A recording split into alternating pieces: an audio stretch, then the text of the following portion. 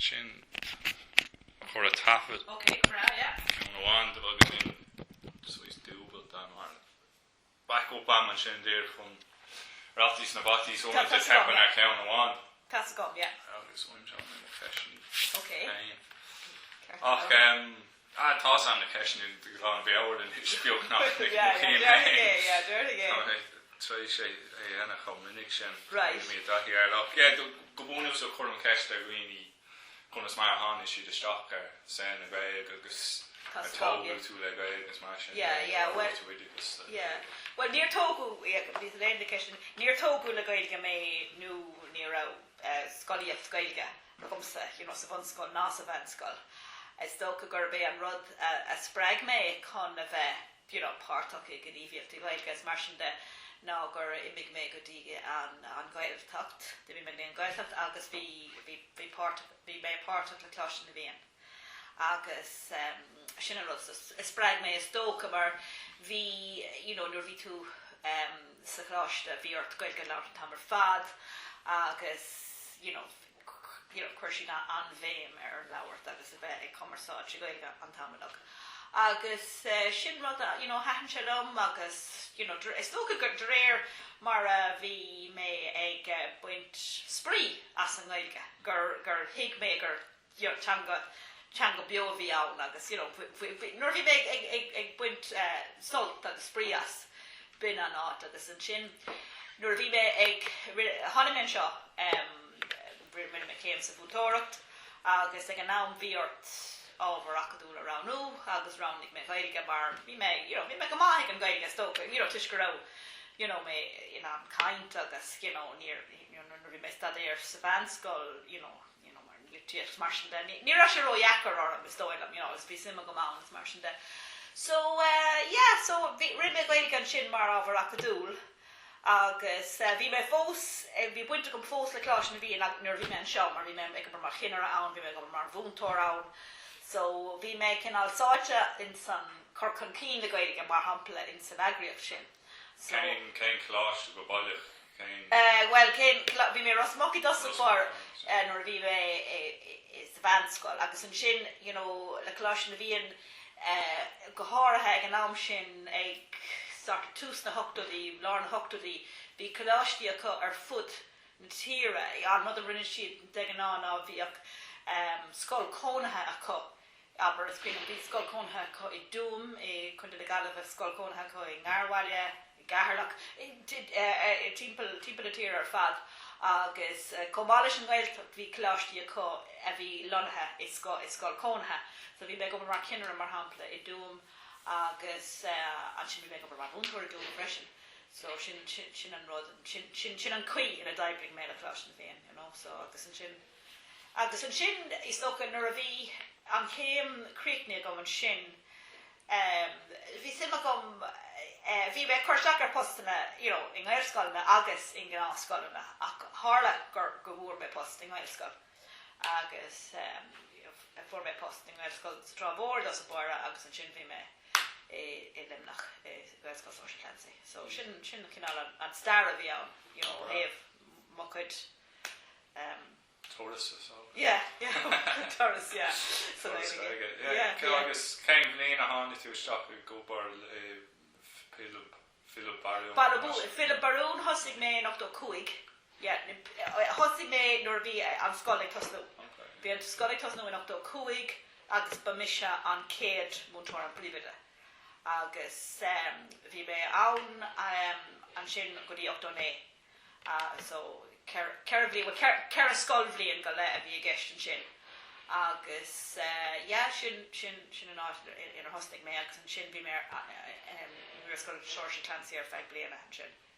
Agus ná hána tú isteach bhí sé díocht ar an bád so bhí sé chuinál óir nu a ní rah is cuiile búnú daint ar an yeah, no, ní rah bhí gachrod nua bhí mission nua of the night bhí an borbáisteachta réú nu go leir freisin is dócha go raibh sin take le chéile nuair bhí siad ag ag leir páistí agus ag leir an scoil chur ar i gríoch is mar sin de so an sin bhí mar site I Shanna Ferganibh, Teach na Trá Mhór agus bhí just fi seomra mór amháin a going out, ní rah héin out.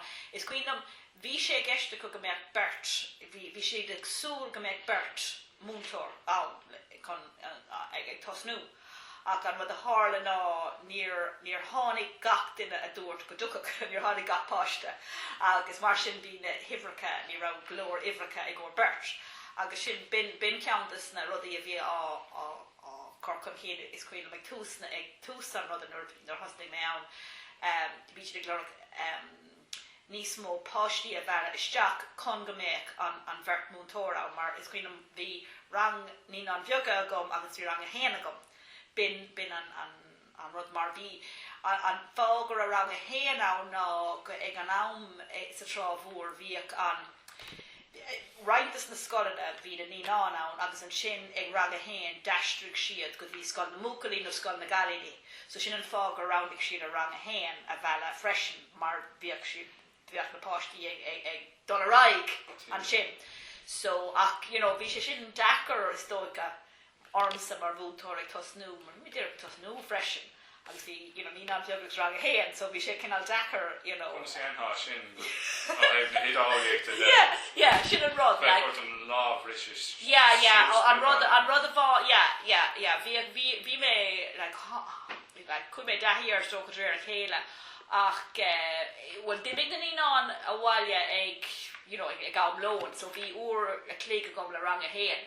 So bhí go déanta leis den úr sin le rang a héin. Mar well, bhí mé an, mar tus go níán bheoga ná go háirithe sa céad téirbe. Bíonn siad, tógann sé roinnt ama socrú sias sa scoil is mar sin de. So, ach bhí an tálam gur tháinig an tarna Múinteoir héis na nulach. So, héis na nulach an sin bhí mar an na ranganna roinnt. Agus lean mis leis na níán bheoga agus lean an Múinteoir a thug an Múinteoir an rang héin. Ach is cuinnlóm actually tháinig mé trasna roinnt litricha stócha a cheol má clown cuam nó card a chum agus mé sa Trá Mhór. Agus, fiúháin na litricha sin bhí sé scrífa, tá bheith sú go bhaid sé níos mó páistí, agus ógur sé sin a corcrá crí orm, nach rá, Cinál bhail an sin a gánaí nach nóirách leis an scúil bheith as na leomhlínta. Jochach go ládaí. Sin an rud agus an rud istócha go rá ag an am, ní rá anis tá go hebh ifreacha de ní mórdit ifreacha bheith go ar trochu lá man fór agus an sin cilíonn sé sin pebéad Múinteoir bheith sa scoil. Ach ag an am sin a luas a shristú an iver bí tú an Múinteoir eile ó stú. So sin an fág an brú sin ann. Fiú a réit an bliana. A réit an bliana fiú, yeah. So, bhí an brú sin ann a gcónaí, ifreacha a bheile agus daoine a bheile contact chun na scoile. Agus an cuineach na daoine a bhí na món sin cainsois daoine nó cainsois fiachta sin bhí ar bónach chun na daoine a bheile na páistí. Well, is tócha anna chuid bhí sé bra ar word of mouth pe guitar sin. Anna quid fwy sin like it's cuinnam now ni ra buinte come to shot in our ear but it's cuinnam me the raw fwy shot gorimi shi tipa like bula canaga gorish an Cathair like Agus an Rooney a Gahara have an van virchin be she'd be she'd a geri an rod a corcon keen Agus sin an cui in our inshi de agus a kaintla dini agus a malan a tuismitheoirí beidir con dini ela cor an ólas faoin scoil seo agus mar sin de. Agus céide an cinál dúchlan bháw in the sin sáca like tríú blian. Well, it's okay though. I can toast on dúchlan is smó fi going ná well seachas ifreacha. Well, ní dúchlan a bhíonn sin well dúchlan ar bhealach beidir. An dúchlan is smó fi going ná an Erganibh. Ní raibh an Erganibh in our era in a route, an céad Erganibh in a ram or sitte. So sin an rud bhí an bhór bailtíocht freisin a lorug áit nua, ní áit nua ach áit eile. con go méid siad go méid an scoil an fás, mar ní raibh ach seomra bhfuil gá seomra ar fáil in san fergan a bhín a rámar. Agus ní raibh sé, like bhí sean hac a bhí ann, bhí Gardaí ná is mar sin de, ach, ní scoil a bhí ann, dúlas a go, agus ní raibh clós ceart ann ná aon rud mar sin. So sin ceann dus an dúna na áit iúnach a áit. Agus rééis tamil fuair siad sean bhanscoil. Agus bhí ar an sin é sin a bheisiú, agus, é a chur, é dros go méid sé in iarúnta na páistí. Agus bhí an airganmh sin, ceart go leor, is cuinnam bhí níos mó seomraí an, bhí cuidas na seomraí hústaire. So, mar bhí, nadidir cén fágar mar hústaire, ní cuinnam cén fágar, agus cuinnam gur mar hústaire ar fá éigen, beidir nach na seomraí hústaire ró bhain rud éigen. Ní cuinnam. Ach, péisgeile bhí an áit sin i bhain níos fearr, agus bhí clós a going ann agus mar sin de. So, bin hála sé sin na stóil an taréis, bhí mar sa tarna bhbliain na stóil am gur hála, gur bhogam mar go dtí an áit sin agus bhí sé bhain níos fearr, ó heh. Agus is tóca, nuair bhogam mar an sin freisin tháinig, tuis go raibh mar cinál gur a cumann na scoile ar an áit sin gur an níos mó tiltnach tacht. Sin an rud. Scair Queen Laffy cinál ar cultúr na scoile gúmpla a scoil ní eile raibh sé éagsúla nó raibh sé an gcuí chéine mar clúis mórnta gur raibh na Gaelscoil níos fad roiircí ag an tús na hóchtáilí nó níos cinál fad roiircach nó léamh chuí a cosí leis na páistí agus it's okay. Ní mé fócail í chuir. No, take cat I guess. It's tóca go cinál an rud ná is tóca, well, it's tóca hostig mission an bailach seo is tóca, so ní rá éin sort of chorbach a gomsa ein cultúr eile in áíire, ach bé an cultúr a bhí ann ná gur cinál cóibrú a bhí ann idir na Múinteoirí, an bheirt Múinteoir, agus na tuismitheoirí. Bhí is tócha gur anna bhaint ag na tuismitheoirí sin scoile gcónaí, sin an rud, agus bhí, is beidir professional tuisgurm ag tosnú, gur rá cinál, gur rud nua bhí ann, so bhí tuismitheoirí had a real vested interest in it, in its success, mar derha. So, agus freisin, bhí siad anna, bhí siad dara ó heh takeíochta de, is cuinnam mar ní raibh fiú, ag an am sin, ní raibh mór an faoin siagaing, seachas an ferganibh, mar hamla ní raon féin photocopier agam. You bhí an Shanrod sin, what was it, the thing, the purple thing is to come out anyway, it's a real old style thing. Can't remember. Ní raibh an Deirdre dul ar líon agus do ceap ní áil. No, not at all. Agus Philip did this na tuismitheoirí bhí sé gobar nifig éigen ó láitéigen. Agus bhí sesin a déanamh an photocopáil domsa a thuirthing, maths sheets though, because dhéanach sé éagsúla dom with mar sin da. Bhí sé sin an dechar, mar weren't to be to rud éigen a fleanáil ar an lá, bheith sé bheith haigéirí a bheith a good rih ré. So, sin ceantas na rudí is tóca, go rá anna cuid, bhí, bhreachtú go rá na tuismitheoirí ag obair leat, mar hic mé ó beidir ó bheith caint le mo cuid am cháird a dé múna freisin, ná rá an nasc sin leis na tuismitheoirí mar hamplainn is scoile eile, mar just dag siad na páistí agus bin é, ach, bhí na páistí óg freisin, so bhí an nasc sin ann leis tuismitheoirí bhí na páistí an óg. So sin mar bhí. Agus freisin is dóil bhí si de góirí tiltan an cinál, rudí, bhí crunathe going agus bhí si tiltanach, rudí a dhéanamh, is cuinnam, nuair bhí mar a chur, nuair bhí an scoil sin an áit nua, or go bhí si de stigig paintáil na háit as mar sin de, so bhí si sásta rudí practicúla a dhéanamh. Agus na páistí an sin is cinál baile mas buam chuomhne baile so is beoga lá beoga é. A tháinig siad an maile?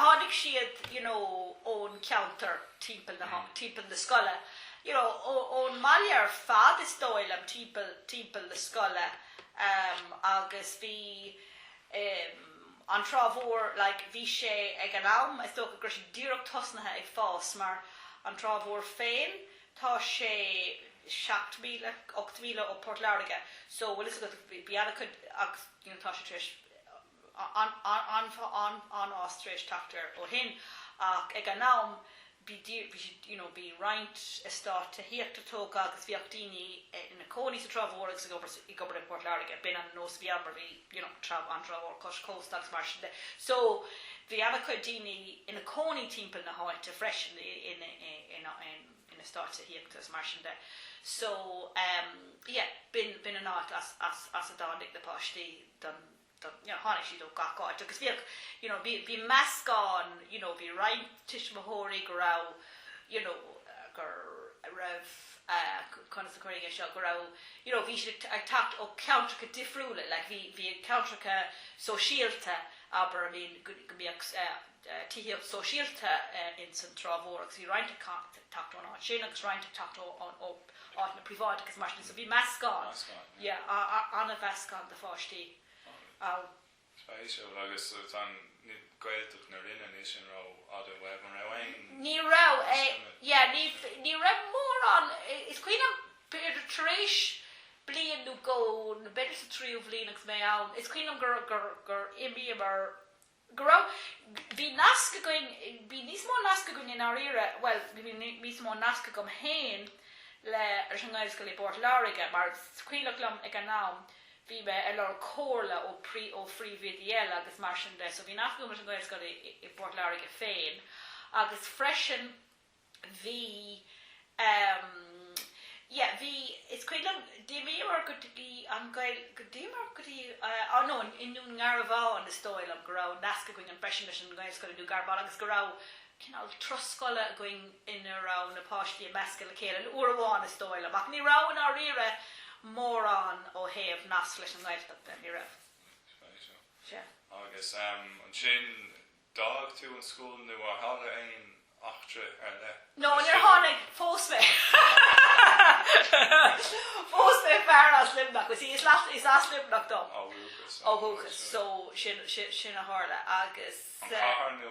An Cathair, an Cathair. Well, brófáile ach, anhart an Cathair nar ire.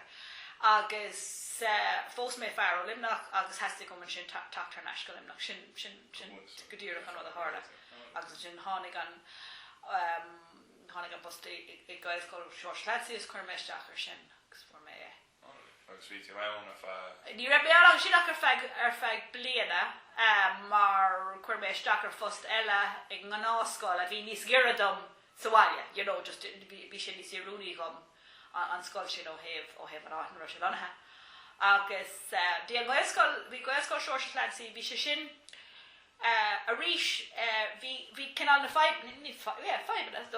na faibe na céine sa Gaelscoil sin ó héamh na forganibh de mar nuair a thosnig mé an sin be mise is dóid an gur mise an tarna múinteoir bhí ann bhí múinteoir eile an Róm sa is dócha nuair a thosnig an scoil níl am ró cinnte Cuioinleach an bléin a thosnig tú?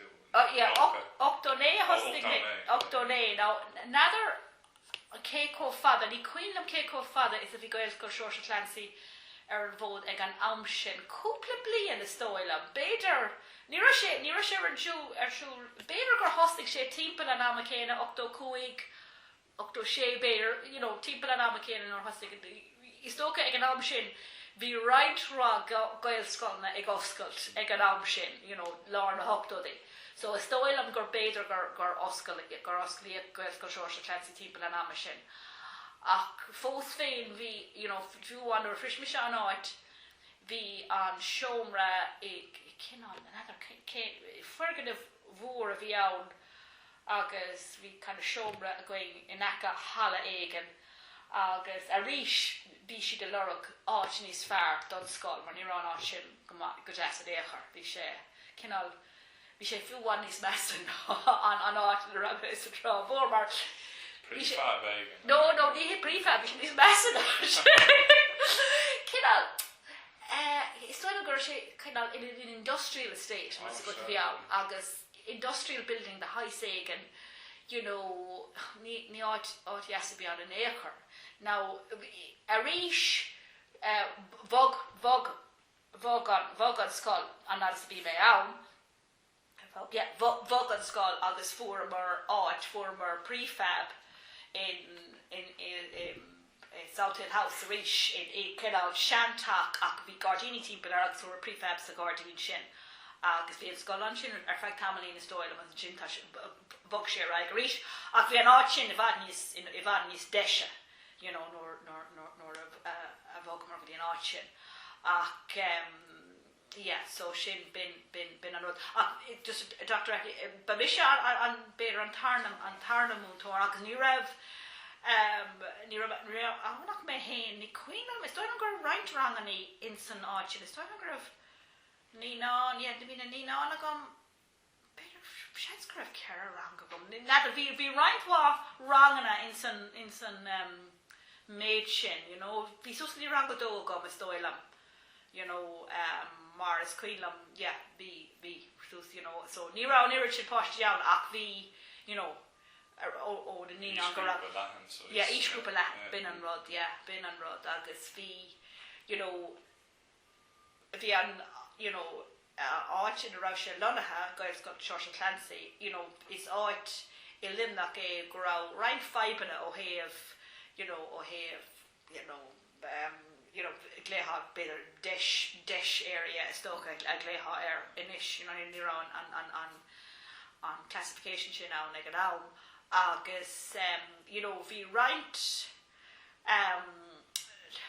you know a rish vi can all and jack down now go you know dinia vala con the scoile Agus expression right this the partially of yawn vi didn't go vi on is queen of ground didn't bert vi on triploidach or fad, you know, we should harve, you know, we should anayaker, you know, smack the canal or, you know, Agus, you know, it's over a fibre that cause some, Somalia, in the party should, yeah, we should andaker, Agus is kind of, you know, nor vi mes an art ella, you know, an art shin an kedot to be groma galore. It's kind of dinner, be American Gyrene or a harness, we should kid all traumatized.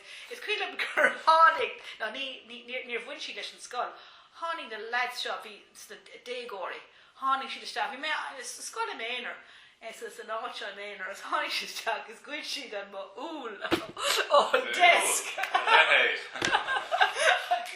Big shit low, but you know, really traumatized. Like you know, we back here like you know, we should rock, we should do like fashion, you know. But like it's kind of about that, you know, yeah, borha. I guess kind of vulnerable in some Fergus of shit like Gahara. I hate in our ear now. Leshan Anirna, Leshan brother Rajin, but hate shit, you know, go around, knock around arch in your room. Dumpson all does not posh the acaneret, you know, because in Fogger she'd grow on a quid, grow on Vrew, Oring, Imacht on Archin, Marnie Roshek, you know. Agus we those are Tarn Múinteoir no way Múinteoir no ni row maybe Michelle in Main or Tishgarish and Hivrika pay ever of yawn ni row glor Hivrika the vert again you know ach is stoka gurbe and bud and now again shin be on what is before the occurs Jack earn more again now go make an scoil féin in áit níos deise agus go méid agus an sin go méid beidir fáin tuismitheoirí páistí a chorthaigh an scoil you know agus is tócha gur hála sé sin mar tas gon gur bhfuil anchuid gur ás an scoil sin you know a haréis like dog mise agus is dó an gur duine an eile bhí tháinig Múinteoir eile bhí be winter gummers Múinteoir sin agus you know bhí mé caintléí ó héin agus bhí si héin ann in a héin ar fecht tabalín ach de réir a céile an sin dás sé agus is dóil an tiis go raibh si you know go raibh an scoil in san áit sin a bhí níos fearr go raibh níos mó tuismitheoirí tilteanach páistí a chur áras mar sin de you know agus so bhí tú a Gaelscoil a bhí sois ann hosnig gath fan ewn cain and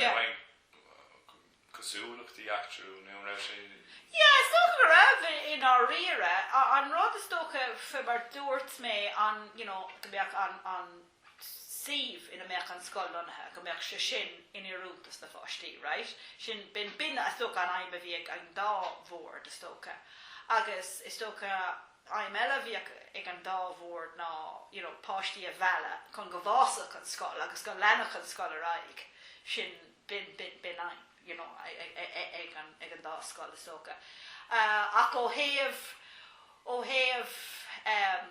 is stocha gur níos mó dacruptaí in san scoil in Ghaelscoil Sheoirse Clancy is stocha mar ní rán iiri sin ibreacha ann ar bhí mise ann agus bhí sé is stocha nach rá an nóspéidir ag fiú na tuismitheoirí a bhí an simachá ach beidir nach rá an nós in san cheantar daoine a chorthaigh Gaelscoil agus mar sin de tháinig hála sé sin de réir a chéile stocha.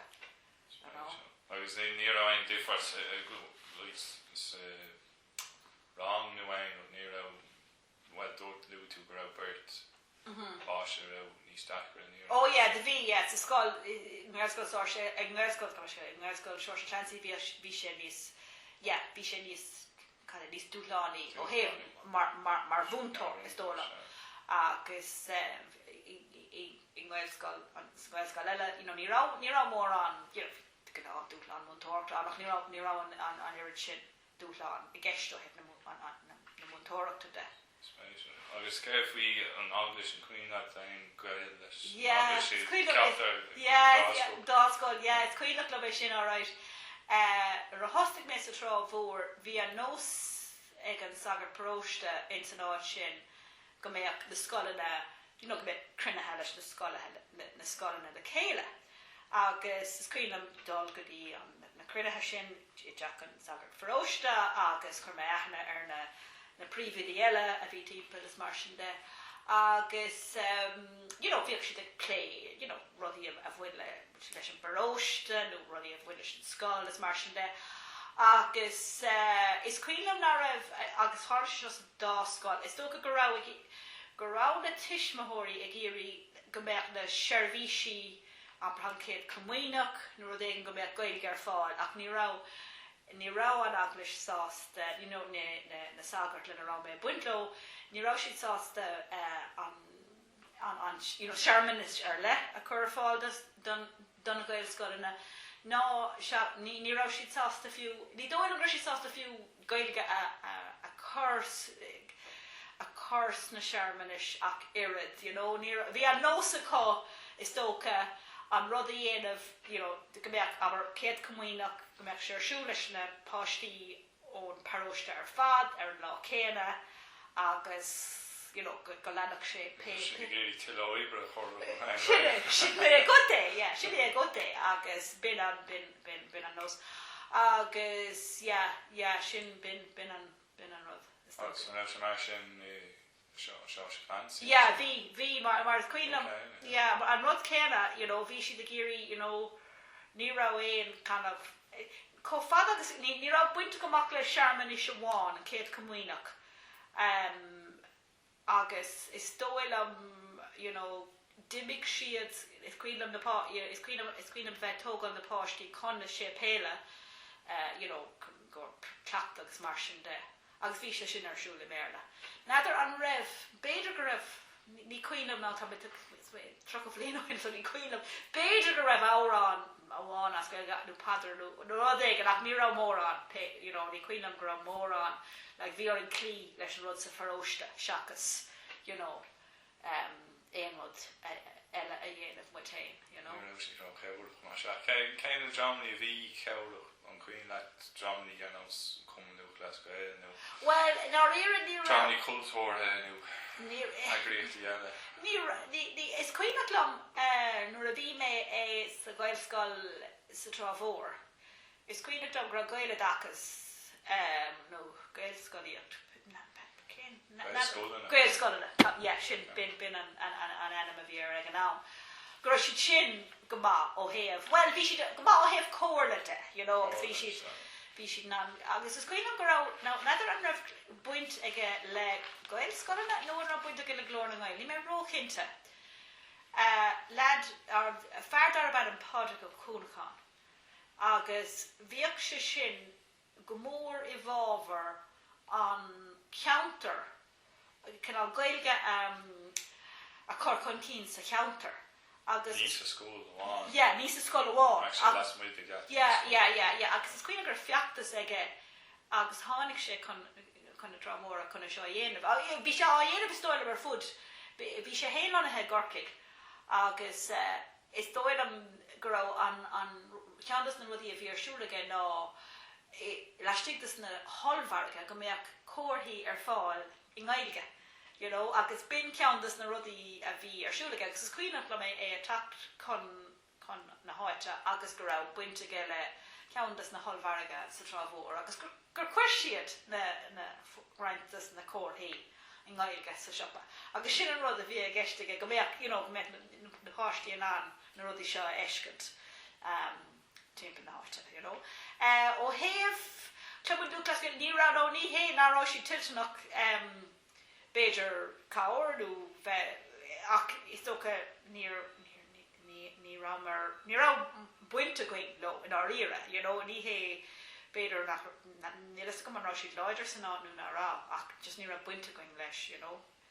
Special, yeah. Agus an roimh an sin. Well, is tócha an roimh ná ire leis an roimh ní rá ach, you know, ó héamh ní rá cabhair le ag, you know, ag tócha ag an roimh dachas dó. Seachas beidir an ilúnt a bheith dís ag cur fáil de mar hamban ar bhí mé sa Trá Mhór bhí mé mar, you know, Múinteoir ag tosnú so bhí ar freistal ar chóirsaí is mar sin de a bhí, you know, áchar ar fáil ag an beidir teacher central faoi comín an roimh dachas mar bhí orm mar hampla bhí ar dul faoi chigareacht an roimh dachas so le gach Múinteoir a bhí ag tosnú. So scuile an gur tháinig an cigre as mar sin de chuir sé bhí sé déanamh cigareacht orm as mar sin de agus, you know, bhil sé roimh rudaí ó thaobh na Múinteoireachta de ach níor bhil sé éon rud ach go háirithe ó thaobh an Gaelscoilíocht de seachas beidir, you know, bhí sé díúisteach ar an Múinteoireacht ranga seachas éon rud, you know, lís lethna sin é go de.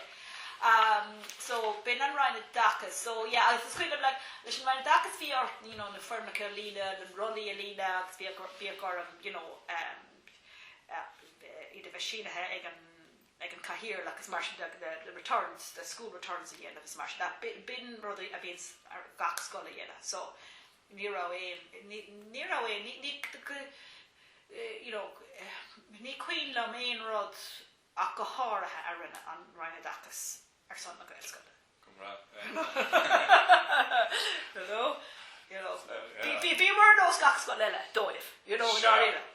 You know? Agus an sin ní mar an nasc leis an Gaeltacht Philip Barún an raibh le Sheoirse Clancy an nach sí den Gaeltacht. No, ní acig ná ní ra bhéin nasc going ná ire le éon rud mar sin. Is tócha rubber. No, ní acig, well, nuair bhí mis an péiscéile ní acig. Tás go gur imigh má fáistí féin, dimigh má fáistí féin go Gaelscoil eile, agus dimigh siad siúd thar lear. You know, duine cogadí an bhreatain bheag, agus duine eile gotí tír na mascach, you know, ach bin le Gaelscoil eile. Níos daoine, yeah. Sa hánin stif sin níos daoine, hánig, yeah. Sos búna. Yeah, tá cearta go. So, bhí war anna, is tócha, you know, Lár na hochtú bhí anna chuid béime ar áit chuí a áilt do scoil, go con go bhásach an scoil. Bin an, you know, bin a survivor, bin an céad rug na rá sin na Sweden, you know, ní Sweden ná sin in our era, you know. Agus leon tú na hochtáidíonn sin an raibh bevlínta so is cruúí nach réitúna ag sin le lína Gaelscoil na siúla ag praba sús cé gur líní dí ústathe agus tá Cathair, sin an rud, bhí siad agus ní ra éon, ní ra bhain faoin mar duna heile, ní raibh faoin si a gaoin ar ire, ní raibh faoin si ar beth, ní raibh faoin, nóair is cuilam, nóair is Míníonn mar, is réigead a bhí leabhar ar fáil, beadar go mbeadh, is dóna beadar, nó raibh gafail a mata an leabhar nó go a scoilge. Sin an gúm a bach. Yeah. Cúpla leabhar, So bhí fói mar leis na teics leabhar. Jo, bhí, Sríden tre sélig nach raibh. Do the bhí, ní raibh, just ní raibh sin ann agus ní raibh idir lín ann ná éonrad mar sin. Cí orí iad astrú éire, iad astrú, sin an rud agus soilm gur, sugur bhí buinte gom leis na bon ranganna, so ní bhíoh an irid sin takes aber ag na bon rang na peiscéile agus cuiinach lam ní cuiinam nádar ní raibh mar hampla de réir mar a dás cuiinam bhí foiin am a dag mé Ghaelscoil Philip Barún seanscurrá suas go dtí rang sé a going, but ach ní raibh mór an leabhar ar fáil a scoil go seachas beidir an bhí an leabhar mata is dóil ann bí leabhar gaeilge dar nóid bhí léthóir gaeilge. Go fad agus is cuiinam ní raibh aon leabhar eile le ní raibh aon leabhar óíochta ná aon leabhar tíreolaíochta nó inar mar sin. Fiú an ábhar teagas an stiff a bheith a úsáid le páistí ní raibh sin a fáil a chuiread. No, ní raibh. Agus Stápar nu tú fiasach gur glúiseach diaile I dachas nó raibh buinte le céir chum an Múinteoir. Bhí mé, mar Harlan bhí buinte gom leis an card cuman agus ní hála sé sin tuisgur mé Gaelscoil, hála sé sin tuisgur mé cardú le cailín eile a bhí go bring an áscoil agus bhí sima cisiúd sa card cuman agus an sin dimig mé chudí rudí na gard cuman. Is dóil sa card cuman ag an am ní rá béim láidir ar an Gaeilge sa card cuman. Now bhí reintíní an Gaelscoil na am ní rá mór an do, well tis tuach nach rá mór an Gaeilge, well bhí mór an cuman na Múinteoir, ní rá is dóil am go bhfuil a niis go fad agus sóldam tá bhd ní smó impact ag an Gaelscoil is in san 90s mar sin dach. Ní rah ag an nám, bhí siad cinál ar an imime, agus ní rah mór an daoine.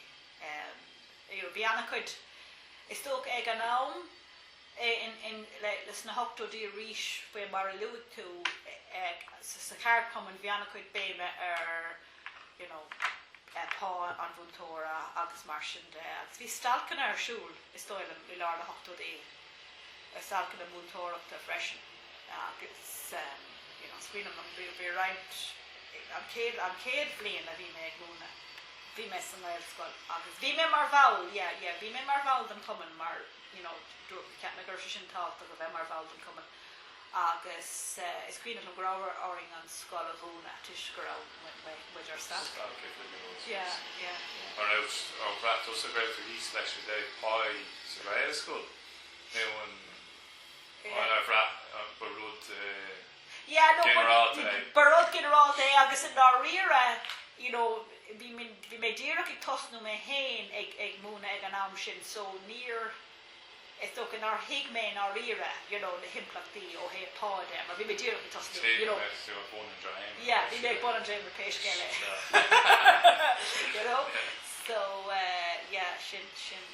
sin rud. Agus cúi tú roiann sin ag múna iscúl béir le sin cúi tú bhain tú céim eile amach a bhain dibig nar dag mé an Gaelscoil dibig mé ra go dtí scoil Gaelscoil ar bhí scoil na Galíní a bhí agus ina gobar mar bhúntar takeíochta san scoil sin agus i raid scoil na eile agus bin an post a bhí a gom agus bhí mé ag dul ó scoil go scoil agus mar dair sé sin ar ó bblion go bblion agus hála gur mé gobar san Gaelscoil Sheoirse actually mar Múinteoir takeíochta an sin freisin ar feig beidir blion ó blion go le. no nach raibh mar, tas go nóir bhíag. Páise sin mis Gaelscoil Sheoirse Gaelscoil Sheoirse Luimnigh agus bhíag sé guard an St Mary's Cathedral in Luimnigh ach anis bog siad san freisin go dtí Hassett's Cross in Luimnigh. Guard a Thomond Park anis. Sin not Richard an anis. Sin an áit in a dimig má fáistí féin. Go dtí an Gaelscoil Sheoirse. Screenach Mhór an na hála sin. Céide? Screenach Mhór an den cultúr sin nó raibh sé éagsúla rís nó Is tócha a rís is cuileach lom a funny like Steve na scoile a rís, this is a recurring theme. Skeimlín a husna tú mar Múinteoir takeíocht an sin. Múinteoir takeíocht is tóil am Múinteoir takeíocht a beidir is inar hosig mé nócha hosig mé mar Múinteoir takeíocht ach is mé beidir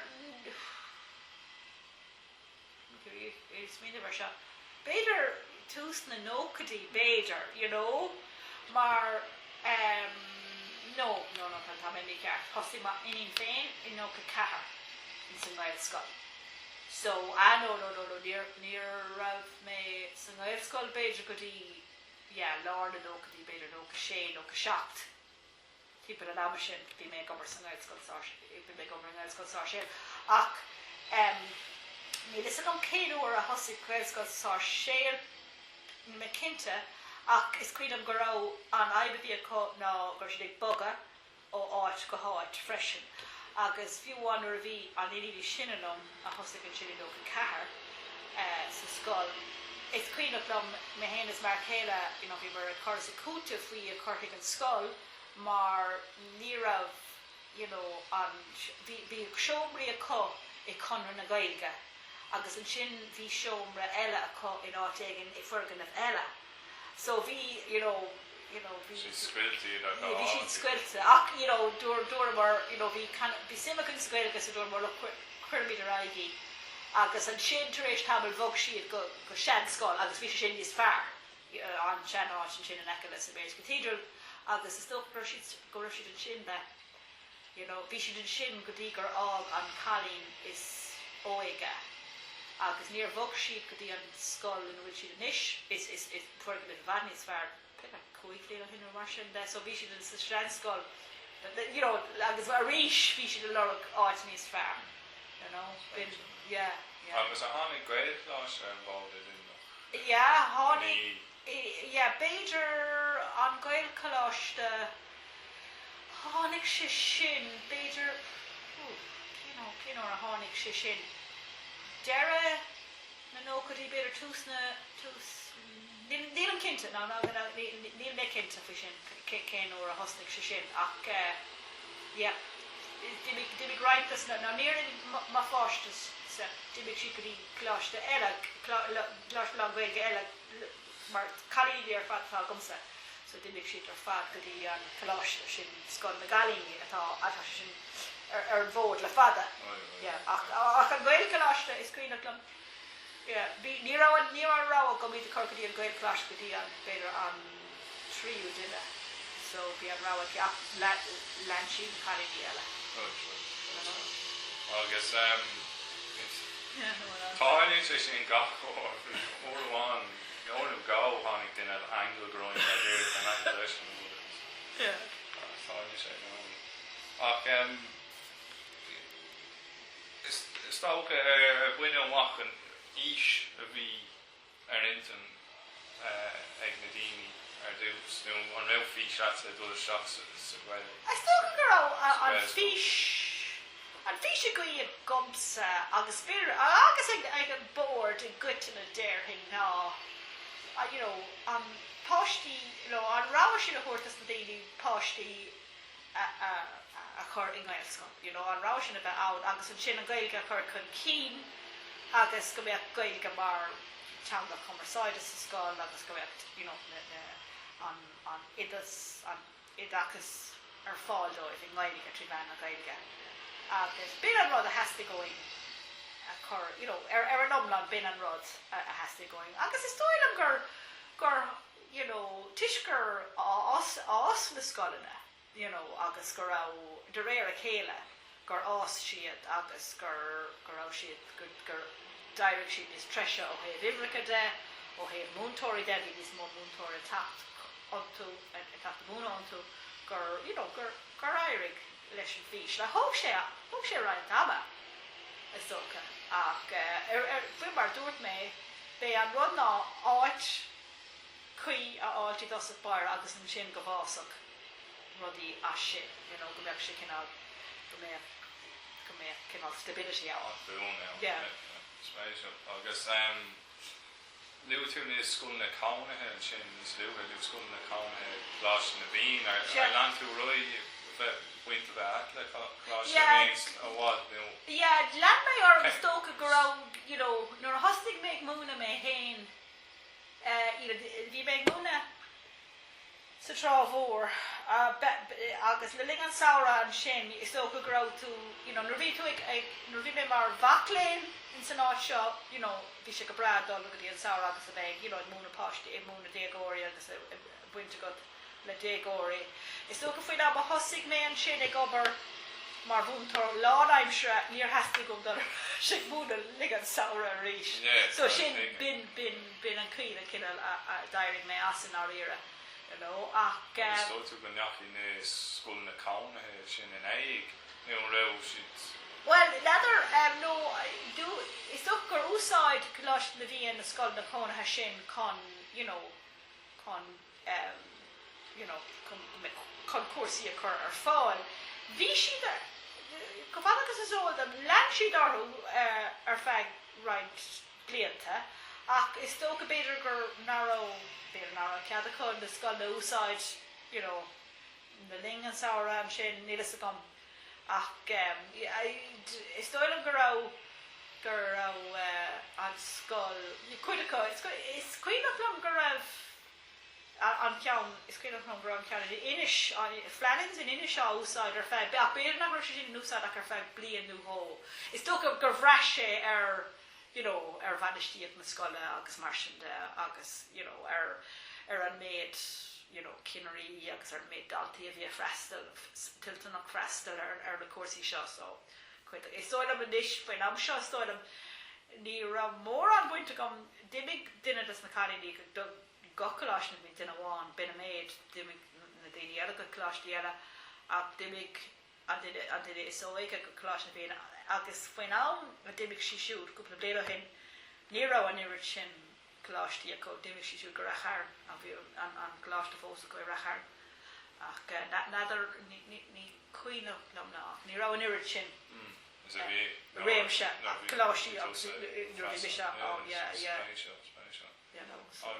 sin na stop an ceist déirnach cén fá go neachí tú plé leis an Gaelscoil nó cén tábhacht atá Gaelscoil dit an Gaeilge. Just go generát.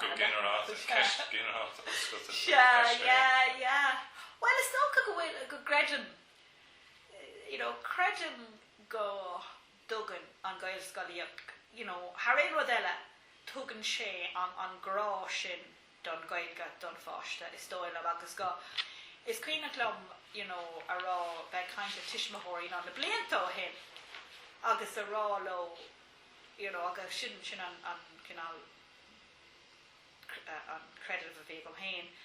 Ná nuair a thosníonn an páiste le Gaeilge, ag ar scoil nó fiú roimh a dis dhearthing le ba hata nua orm, an réit an roimh an tábhacht. Nuair a thosníonn an Gaeilge ag an am sin leis an páiste, comadann siad an Gaeilge. Comadann siad is dóilm go comadann siad an grád an Gaeilge agus an sims a Gaeilge, dá saoil is dóilm. Frein, mar, fecim se daoine ar telefís fiú, fecim se daoine an duine sin, fecim se daoine ar títe Cathair, daoine beidir nach as an Gaeltacht iad, a bíon ag beidir ag déanamh, bíon siad ag déanamh corsíos ar cluthe nó rud éigin, agus bíon sin anna sin éanamh de Gaeilge mar dimig siad go Gaelscoil, agus sin an fá, go bhfuil comas sin cup. So so is dóilm gur bé sin an rud agus is dóilm freisin gur bé na Gaelscoil na amach an seo is dóilm gur bíad na Gaelscoil na an áit ina méid daoine a méid Gaeilge á bhúna mar is cóir. Is thola bará, like, tá líon na Múinteoirí in an áscoilena is dóilm gohfuil sin ag íslú na daoine gohfuil passionanta faoin Gaeilge sa an áscoil. Is dóilm gohfuil na daoine gohfuil passionanta faoin Gaeilge an chuid is mó conis tá siad in Gaelscoilena. Na daoine atá sa an áscoil. Ná ní marrá, like, tá cloiseach be ining mé, tá ining lom atá copper in an áscoil. Agus tá cloiseach sí beag sí ar brillam. Ach las go bhfuil sinnig féin sa Gaeilge agus tá sinnig roimhtas na Múinteoirí sa scoil. Ach tá Múinteoirí eile sa scoil sin nachhfuil an irid sin sima go sa Gaeilge. Ach beidir amach an seo, ní lista gom cad é an tolcín ar iad don Gaeilge sa an áscoil ar bhealach, ón méid a cloisiim se ó roimh daoine, ó daoine bíonn ón áit seo daoine bíonn ag déanamh cuairteoirt ar scoilena roimhtas na micléin atá hagan isteach an seo, chuid a chu bíonn siad chunas mar dheir siad bíonn siad cinál ní hé, ortid ní bhín an Míníonn go féin sa Gaeilge sin rud bháin agus chuid a chu ní dóilm is dóilm gur náíire is cumala. Do you know what I mean? It's cumala when we're getting, ach. Cain cóir, cain fan gaid, dus na micléin. Oh, ní bheith is a gom ná. Doin survey. Yeah, ní bheith kind. Ní bheith an tóla sin a gom nether. No, is dóilm gohfuil sé an tóla sin ann beidir, tá sa gom gur dhéon mo goine Harris nar dhéon sé siúd report cúpla bliain ó hin I dé. So an USOE count. Yeah. Freshen. Right. Yeah. Agus sin mar eicem sé é péiscéil é, sin. Came out pre-law and Gaeilge, so goes to Agus na Gaelscoil agus ná. Yeah, it's okay, yeah. Now better, no, chance á leis an irid sin daoine a tachtasteach ó áit na eile. Go méid cinál, tá an chance an freisin go méid daoine rá, hold on a minute, like, tá an Gaeilge going freisin canid lei sin a chuig nú, ach ní lista gom, beag sé simúl amach an seo cad a tharlóí, in san Gaelscoil is dóilm beag sé sin an simúl. Ní dóilm bhfuil éon buil, bhfuil éon buil don Gaeilge ó thaobh na Gaelscoilíochta de, mar, na daoine go bhfuil a páistí á chur hiag an Gaelscoil. An farmhór acu, tá siad á chur ar son Gaeilge. Chuid a chu ar son fáin eile in áit na eile ach, na tuismitheoirí gur a bheithna chum orthu bhí siad á chur don Gaeilge. Seachas don image ar a dé. Agus actually ceist go an eile luú tú the hatta an raibh scoile an sin a thug sé sin dearcha dit éagsúla dit ar an méid a bhí dainte sna Gaelscoil ná bhí tú an Mhúineadh an a raibh raibh scoile ní raibh na páisí sin a tata ó níos. Chuid a chu actually mar a tharla sé bhí Míníonn sa Trá Mhór is cuioinach lom. I still gur hosig an Míníonn I dosach bar in áíire agus gur as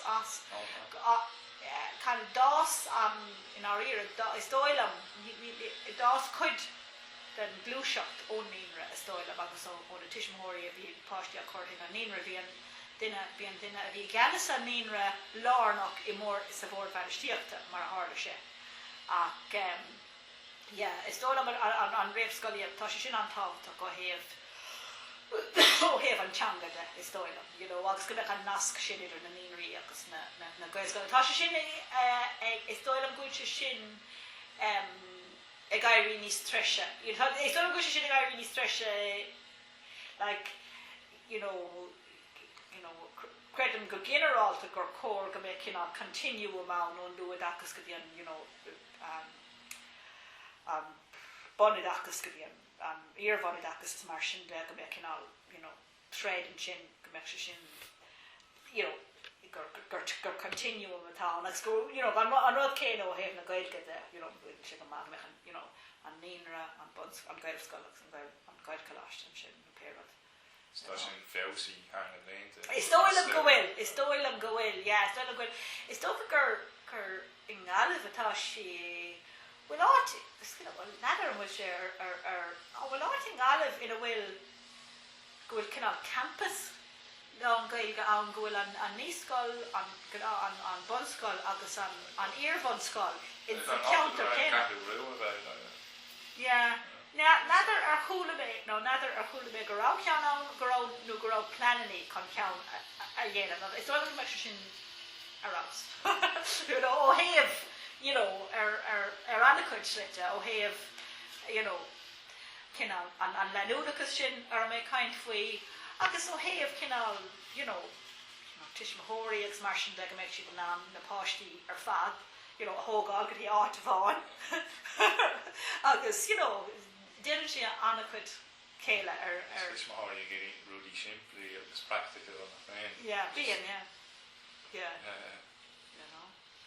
Sin go mé Okay, Karen,